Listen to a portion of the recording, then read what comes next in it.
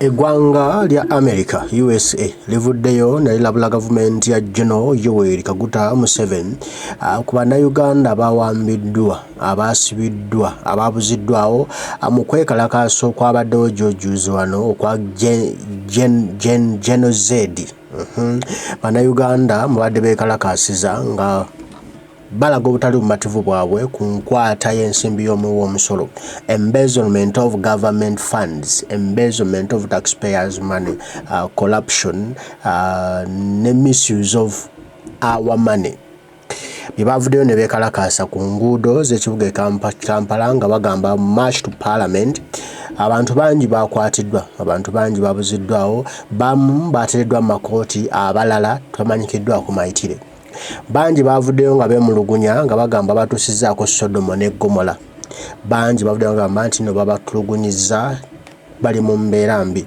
Nga waliwo n'abalala tebannabibwako wadde kuwuliza wa gye bali ng'era bakyanoonyezebwa. Kati n'eggwanga lya America lividdeyo ne ligambulabula eggwanga lya Uganda General Museveni nti abantu abo abayimbule mangu, abagye yonna gy'abakwese, n'abo abaatulugunyiziddwa mu makomera gye baatwaliddwa, ababatulugunyiziddwa bakolebweko ng'amateeka bwe galagira. Si musanyufu eggwanga lya America liyise mu embassy yayo wano mu ggwanga Uganda, US Embassy Kampala, ne boogera ku nsonga zino ezibalumya omutwe nga bagamba enkolagana yaabwe ne Uganda si kolagana na Uganda kutyoboola ddembe lya buntu, nti okuvaayo okwoleka obutali bumativu ku bigenda mu maaso mu ggwanga ku nsimbi z'owaayo ng'omusolo, eryo ddembe lya buntu eritateekeddwa kwogerwako oba ku disiki oba kwennyonnyolako eri gavumenti ya General Museveni, nti munnayuganda olina olukusa okuvaayo n'oyogera kaate ekyo ekikuluma, ekikusiiwa, ekikuli mu bwongo bwo era ne kikolebwako, nti so gavumenti nza kwanukula na kusiba na kubuza wali na kutulugunya ekikontana n'amateeka g'ensi yonna. Awo nno ne balabula General Museveni Beyakute bonna abayimbula abate kubanga tebalina musango, n'abo abatulugunyiziddwa bajjanjabwe, ate abo abatulugunyiza bakolebweko ng'amateeka bwe galagira. Ekiwandiiko ekifulumye olunaku luno olwaleero era nga kiri bigamba bwe kiti, tugenda kukiyisaamu kya mu lufuutiafuuti era kigaayagaayamu ate tume tukizze mu lwaffe olwa wano olulya mmere. Bagambye nti US Embassy Kampala ne bagamba the freedoms of expression and peaceful assembly are fundamental to democracy. Nti eddembe ly'okweyogerera oba ly'okweyolesa oba ery'okulwanirira ky'oyagala n'okuvaayo n'oyimirira bwantoogo oba ne weesowolayo bwantoogo n'otambula oba ne mukuŋŋaana mu mirembe, ekyo kikakatibwako demokrasi oba kisaanyizo kya demokrasiya. The United States is concerned by the recent arrests of over 90 Ugandan citizens peacefully demonstrating against corruption and commends the courage of the media to ensure the Ugandan public stays informed. Nti eggwanga la America lirumwa era linyolwa wamu ne bannayuganda abaasibiddwa ennaku gye zivuddeko emabega abalira ddala 9 aba abasoba mu 9. Bano abadde bavuddeyo okwekalakaasa kulaga obutali bumativu bwabwe ku nguzi esusse mu ggwanga lya Uganda mu mirembe, era ng'eggwanga lya America lyebaza oba lyozaayoza bannamawulire b'e Uganda abaafudde ennyo okulaba ng'ensi emanya ku ebyo ebigenda mu maaso mu gavumenti ya Museveni bibadde kola abeekalakaasi. Ne bagamba nti under the Uganda Constitution, anyone detained has the right to a fair hearing and a safe treatment. Nti okusinziira ku ssemateeka w'eggwanga lino Uganda, buli muntu yenna akwatibwa alina eddembe lye okuwulirizibwa ate n'okuyisibwa obulungi ng'aliyo mu nkomyo. And we argue that any allegations of individuals assaulted in detention be investigated and perpetrators be held accountable. Nti era eggwanga America lisaba nga bwe liragira gavumenti ya General Kaguta Museveni abantu bonna aboogerwako kuba nti baatulugunyiziddwa eyo mu nkomyo gadde basibiddwa baatuusiddwako ebya Sodomo ne Gomora, ensonga ezo zibeere nga zinoonyezebwako era abo bonna abaabikoze abasirikale ba Museveni bakangavulwe ng'amateeka bwe galagira. Kyekyo ekiwandiikiddwa eggwanga lya America. Kati nno ekibadde kiriwandiika bannayuganda bangi bavuddeyo nga bawa endowooza zaabwe ku bino America byewandiise n'eri gavumenti ya Museveni tunaaje kwakkulako kitya nga bagamba America.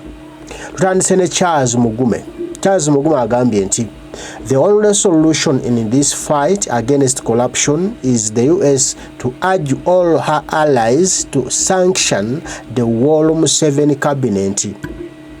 Nti omulamwa gwokka gwe tulina oba ekinaawonya eddagala tutiyita eddagala ekikolo n'eddagala ebinaawonya obuli bw'enguzi obubbi bw'ensimbi z'omusolo mu ggwanga lya Uganda ly'eggwanga lya America ddyo mwennyini mwenye n'abo banywanyi baalyo okusanctioninga okussa natti ku gavumenti ya Museveni yonna. Stop them from traveling to stop them from traveling to the USA, Europe, UAE and India. Nti mubalemeswa mubaziize obutaddamu kugenda mu ggwanga lyammwe ya America, okugenda mu Europe omuli Bungereza, German, France, Italy n'amawanga amalala olakizembaga n'amalala. Butaddamu kugenda mu kyombo kya Buwalabu, butaddamu kugenda eri mu Bayindi. Nti awo gavumenti ya Museveni ejja kuba kwa alaali bajja kwetereeza. They are free to go to Russia and China. Ne China ne Russia mbalekeyo bagende kubanga yonna bannakyemalira. By restricting the regime's most corrupt officials will help to make others understand that corruption is not acceptable. Nti bwe munaateeka obukwakulizo oba natti ku bakungu ba gavumenti ya Museveni ne mubagana okugenda ewantu wonna nga balina kwenyolera mu Uganda wano, kino kijja kutiisa abalala bandyagadde okulya enguzi bagambe ebyokulya enguzi ewannyo weewaawo ojja kulaba nga Uganda ekulaakulanye ng'egenda mu maaso. It will also reduce the president's arrogance. Kino kijja kutuyambako n'okukendeeza okwemanya oba amaanyi ameemanye aga General Kaguta Museveni. He was jubilating how his security thwarted the protests. Nti yabadde awo ng'ali mu kwewaana, ng'ali mu kkitiza, ng'abuukabuuka, nga yeebaza olw'eggye lye mu bwengeri lya mizeemizeemu abeekalakaasi. That arrogance needs to be checked by the Western powers. Nti amaanyi ageemanya ago oba nekyemaliro obwo obumulimu buteekeddwa okukonkonebwako, buteekeddwa okugambwako abo abamuwa ensimbi abali eyo mu mawanga g'abajungute. Maaka Mugume agambye nti all we need the protesters for all those crimes against Ugandan citizens should be held accountable.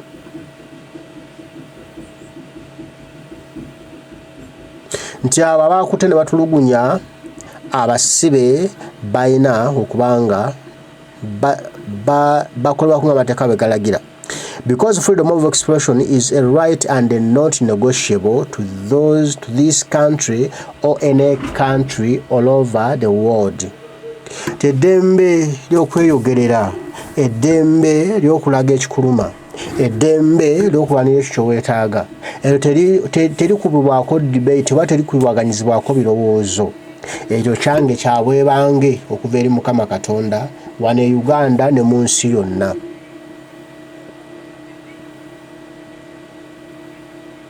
Nti eddembe lya citizens' rights and freedoms should be respected. Nti eddembe n'okweyagala kw'Abannayuganda kulina okubanga kukuumibwa butiribiri.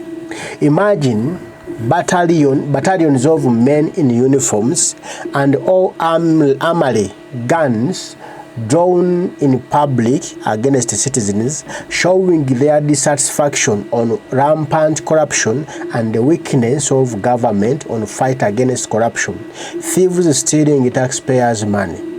Nti weewuunye okulaba nga ejje lyonna ebyokulwanyisa byonna General Museveni yabikutte n'abijjayo eri mu ssasa n'ajja abireeta mu bantu mu lujjudde okulwanyisa bannansi ababigula. Bare knuckles n'agamba the government of Uganda can't fight corruption because they are the real beneficiaries of the corruption. Nti gavumenti ya Yoweri Kaguta Museveni tesobola teina maanyi ago galwanyisa nguzi kubanga ye mwennyini mwenye afunamu kinene mwene nguzi. Recently, Museveni said that we should leave the thieves in government because they are developing our country using the stolen money from us. Nti mabega kawo General Museveni yavayo n'agamba nti ababbi tubaleke tubeesonyiwe babbe kubanga bakozesa ensimbi ze babbye okuzimba eggwanga Uganda so nga ate ensimbi ezo bazibbye ku ffe abawi b'omusolo. Kale n'otunuulira. You should avoid working with the devil because all the peaceful means have been tried and yielded no positive results. Nti mwe Abamerika mwe abatugamba bino mulina okukomya okukolagana n'omusambwa n'omuzimu n'olumbe n'ekyonziira n'omuzimongolo gwa Museveni generali kubanga ensimbi ze mumuwa mmwe ate zaakozesa okututuusaako obulabe. Once Ugandans opt to use the hard way, all the allies will not be reserved. Bannayuganda bakozesezza emikutu gy'eddembe gyonna bagikozesezza naye ate gyonna gisibiddwa. N'olwekyo bannayuganda banaasituka nga basaze okukozesa amaanyi abo bonna bakolagana ne Museveni bajja kusasulira oba bajja kajjuutuka. Dino Ravens n'agamba nti just give us a helping hand so that we can get rid of the dictator. The old man is killing the younger generation. Nti mutuyambe buyambi mutukwasizeeko nga ffe bannayuganda mutalo lwe tulimu mu aba US aba America okulaba nga tujjawo nakyemaliro ono General Kaguta Museveni kubanga namukadde oyo ali mu kutta abaana ba Uganda abamalawo.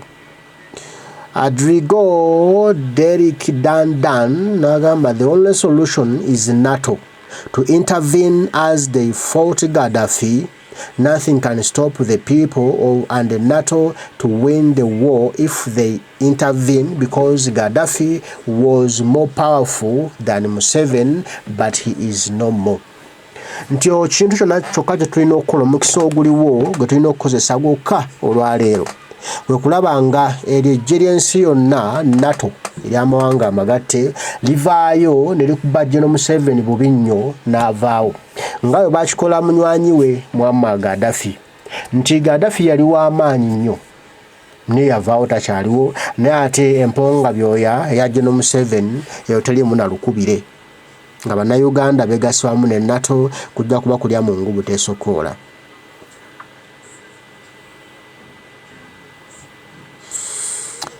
Kisaliita Umaru agambye you are our guardians but we are asking for than words more from you, more serious action otherwise. Thank you. nti mwe mututembeeta mwe bajjajja baffe mwe batembeesi baffe mwe mutubudada mwe mutuwekkuba entulina okukwata eddungamu naye tubasaba mu kutukwatizaako kwammwe mukomye ebigambo obugambo mubeeko kye mukola tulabe nga twenunula eggwanga lyaffe naye nga mwebale bye mutukolera. Loni Senfuka agambye nti thank you US Embassy for taking note of this but we need more than this. Nti tweyanziza nnyo eggwanga la America Embassy wano e Kampala okuba nti mwogedde ku nsonga zino naye twetaaga kinene okusinga ku kino.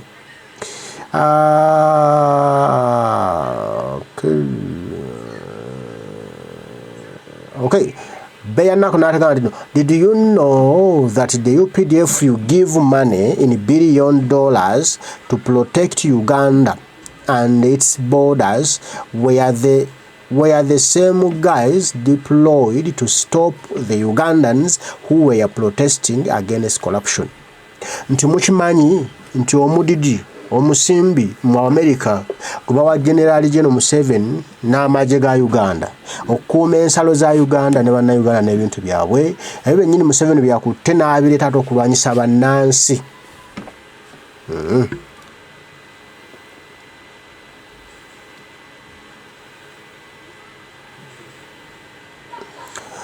Tumuhairwe Edison aga Mr. US sir, you doing nothing in helping Ugandans in the fight for democracy. Tibannange mu America tewali mazima ddala kye mukola okutuyamba mutulekeredde tufa tuggwaawo.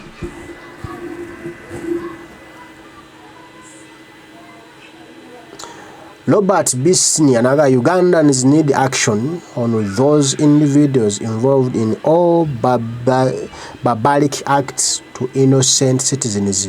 US Embassy.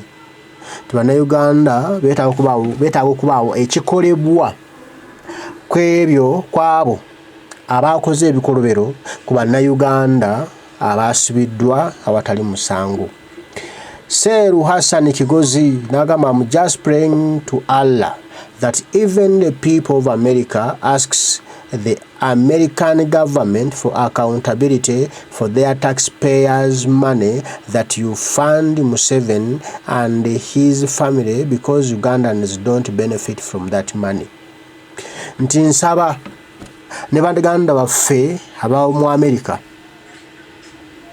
abawe b'omusolo babateeka ku kaliriro babateeka ku babokyajojjuwa ebibuuzo ku nsimbi zaabwe ez'omuwi w'omusolo mwenga Abamerika ze mukwala ne muziwa Museveni n'azikozesa otulugunya bannayuganda kubanga ensimbi ezo zemuwa Museveni teziwali kye ziyamba bannayuganda okujjako ziyamba ye ne famire ye. Si byange by'abantu mubiwulira. Seru Hassan Kigozi naga this is what America's taxpayers' money does in Uganda. Zino ze nsimbi omuwi w'omusolo wa America kyezikola mu Uganda. I hope you know who ordered the perpetrators and later came out chest thumping for the work well done. Tinsuubira okuba mumanyi oyo eyatumye abatemu bajje batemule n'okukola ebikolobero ku bannayuganda yanava ne yeewaana n'abeebaza omulimu. Surprisingly, he is your close ally and you always support him without condition. Nti ekyewuunyisa oyo munywanyi wammwe gwe muwaanawaana gwe muwa ebikokokoko gwe muwa kefusi gwe muwa buli kimu era ne mumusuutasuuta ffe nga bwatutulugunya. Ernest Mwebasa n'agamba don't only stop to writing articles. It won't help Ugandans. If you were to help, we need action. Nti temukoma bukomi kuwandiika biwandiiko bino bye muyisa buli kadde. Tebigenda kuyamba munnayuganda. Twetaaga ebikolwa mu bikole Uganda ejja kutereera. Kanye Mike n'agamba hegemony and the neo-colonialism is at its the best. Okay.